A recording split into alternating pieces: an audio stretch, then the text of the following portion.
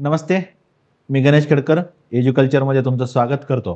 Current algorithm या YouTube सिरीजमध्ये आपण परीक्षेच्या दृष्टीने जे काही महत्त्वाचे मुद्दे आहेत ते घेऊन येत असतो.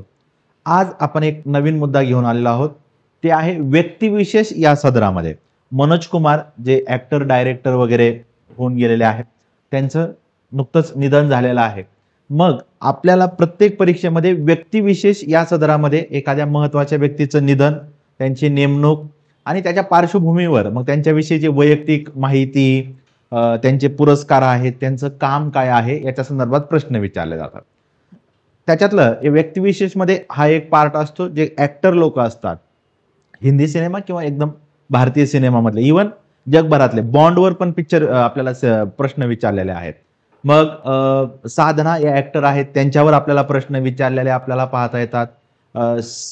शेख म्हणून एक ॲक्टर होऊन गेलेले आहेत त्यांच्यावर पण आपल्याला क्वेश्चन विचारलेले आहेत. अशा वेगवेगळ्या व्यक्तीवर प्रश्न विचारले जातात. त्याच्यात आज आपल्याला मनोज कुमार हा मुद्दा घ्यायचा आहे आणि यांच्यावर परीक्षेच्या दृष्टीनं काय विचारलं जाऊ शकतं त्याची आपल्याला इथं माहिती पाहणार आहोत.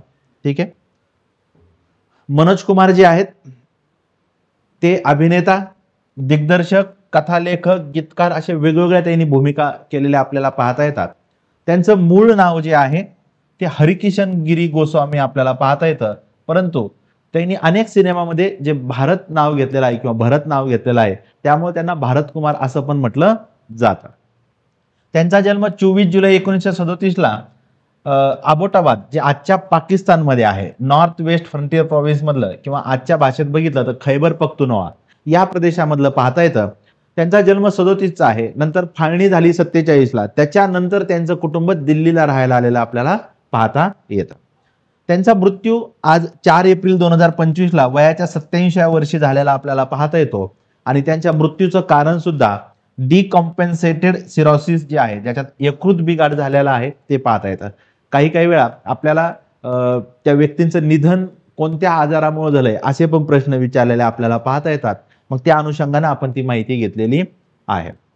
सतीश कौशिक जे ॲक्टर आहेत त्यांच्याविषयी हा प्रश्न विचारला होता. जे पप्पू पेजर वगैरे त्यांचे टोपण नाव होते, मग त्यांचा आजार विचारलेला होता किंवा बप्पी लहिरी आहेत. मग त्या अनुषंगाने आपण त्यांचा आजार इथं कव्हर केलेला आहे. आता यांना पुरस्कार काय आहेत याच्याविषयी विचारलं जाऊ शकतं. 1968ला त्यांना राष्ट्रीय चित्रपट पुरस्कार मिळालेला आहे. उपकार हा सिनेमा त्यांचा खूप गाजलेला आपल्याला पाहता येतो. 7 त्यांना फिल्मफेअर पुरस्कार मिळालेले आहेत. त्यातले उपकारसाठीचे 7 पुरस्कार पाहता येतात, तिथं चुकून 4 झालेला आहे. 1992ला सरकारनं सिनेमा क्षेत्रातलं त्यांचं योगदान पाहून त्यांना पद्मश्री पुरस्कार दिलेला आहे. आणि 2015 मध्ये चित्रपट सृष्टीतला सर्वोच्च भारतीय पुरस्कार दादासाहेब फाळके पुरस्कारांनी त्यांना सन्मानित केलेला आहे. त्यांच्या पुरस्कारावर आपल्याला क्वेश्चन असू शकतो त्यामुळे ते केलेलं आहे. त्यांचं जे भारत कुमार जे नाव दिलेलं आहे ते नाव प्रेक्षकांनी त्यांना प्रेमाने दिलेलं पाहता येतं, कारण बहुतेक चित्रपटात त्यांचं भारत हे नाव असायचं. त्यात उपकार आहे, पूरब और पश्चिम आहे, क्लार्क नावाचा एक पिक्चर आहे, रोटी और कपडा और मकान हा एक सिनेमा आहे, याच्यात त्यांचं भारत हे नाव होतं त्यामुळे त्यांना भारत कुमार पण म्हणायचे. आता त्यांचे सिनेमे याच्यावर आपल्याला जास्त क्वेश्चन. त्यांचे सिनेमे आणि गाणे फार प्रसिद्ध आहेत. त्यापैकी पहिला त्यांनी 1957ला पिक्चर केला फॅशन. पहिला चित्रपट कधीचा आहे 1957चा फॅशन. आणि शेवटचा 1995ला मैदानी ये जंग हा पिक्चर केलेला आपल्याला पाहता येतो. शहीद हा सरदार भगतसिंग यांच्यावर केलेला त्यांनी पिक्चर आहे आणि त्याच्यात त्यांनी भगतसिंग यांची भूमिका केलेली आहे. ठीक आहे. उपकार, पूरब और पश्चिम, रोटी कपडा और मकान या 3ही चित्रपटाचे दिग्दर्शक स्वतः ते आपल्याला पाहता येतात. त्यांचे गाजलेले सगळ्यात जास्त पिक्चर हे आपल्याला पाहता येतात. उपकार जो हा पिक्चर आहे तो भारत पाकिस्तान युद्धाच्या पार्श्वभूमीवर पाहता येतो. त्यावेळेचे पंतप्रधान लालबहादूर शास्त्री यांनी त्यांना प्रेरणा दिलेली आहे की असा काही सिनेमा तयार करावा जो जय जवान जय किसान हा नारा पुढे घेऊन जाईल आणि त्याच्यावर आपल्याला हा उपकार सिनेमा पाहता येतो. पूरब और पश्चिम जो सिनेमा आपल्याला पाहता येतो तो 1970चा आहे. जे काही ईस्टर्न आणि वेस्टर्न कल्चर जे आहे त्याच्यातला फरक आपल्याला दाखवण्याचा प्रयत्न केला आहे. त्यामध्ये 1942च्या छोडो भारत चळवळीची काही पार्श्वभूमी आहे आणि नंतर त्यांच्या घरातला एक सदस्य लंडनला जातो आणि मग त्याच्यातले झालेले बदल त्या पार्श्वभूमीवर दाखवले. हे मुद्दाम सांगायचं कारण काय आहे की त्यांनी कुठल्या कुठल्या भूमिका केल्यात किंवा काय थीम होती हे विचारलं जाऊ शकतं म्हणून. कारण त्यांचे जे गाणे आहेत किंवा सिनेमे जे आहेत त्यांनी देशभक्ती जास्त प्रमाणात पुढे आणलेली आपल्याला पाहता येते. त्यात उपकार, पूर्व व पश्चिम, रोटी कपडावर मकान आपल्याला पाहता येतात. नंतर क्रांती एक पिक्चर आहे त्यांचा, क्रांती पिक्चर मध्ये सुद्धा त्यांनी देशभक्ती समोर ठेवून आपल्याला काम केलेलं पाहता येतं. नंतर व कौन थी हा पिक्चर आपल्याला पाहता येतो. रोटी कपडा और मकान मध्ये अमिताभ बच्चन पण आपल्याला पाहता येतात.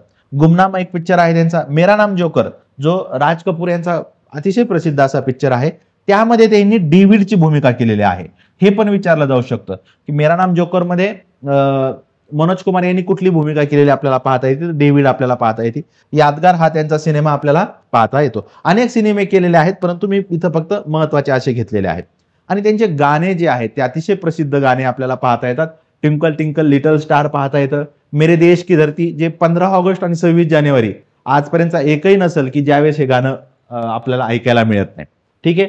सरफरोशी की तमन्ना, एक प्यार का नगमा है, जिंदगी की ना टूटे लड़ी, कसमे वादे प्यार वफा, पानी रे पानी, मेरा रंग दे बसंती चोला आणि लग जा गले से फिर, हे जे गाणे आहेत त्यांचे अतिशय प्रसिद्ध गाणे आपल्याला पाहता येतात. आणि ते त्या गाण्यामुळे ते भारतातल्या सगळ्या जनतेपर्यंत पोहोचलेले पाहता येतात. काही काळापूर्वी 2004च्या इलेक्शन पूर्वी त्यांनी भाजप हा पक्ष पण जॉईन केलेला आपल्याला पाहता येतो. शिर्डीच्या साईबाबाचे ते मोठ्या प्रमाणातले भक्त आहेत. तिथल्या एका रोडला सुद्धा त्यांचं नाव दिलेलं आहे. इतर पण सगळी कामगिरी त्यांची आहे, परंतु आपल्याला परीक्षेच्या दृष्टीने काय विचारलं जाऊ शकतं हाच आपला फोकस एरिया असल्यामुळं एवढी माहिती आपण इथं पाहिलेली आहे. चालेल, मग आजच्या याच्यामध्ये आपण इथं थांबूयात. थँक्यू.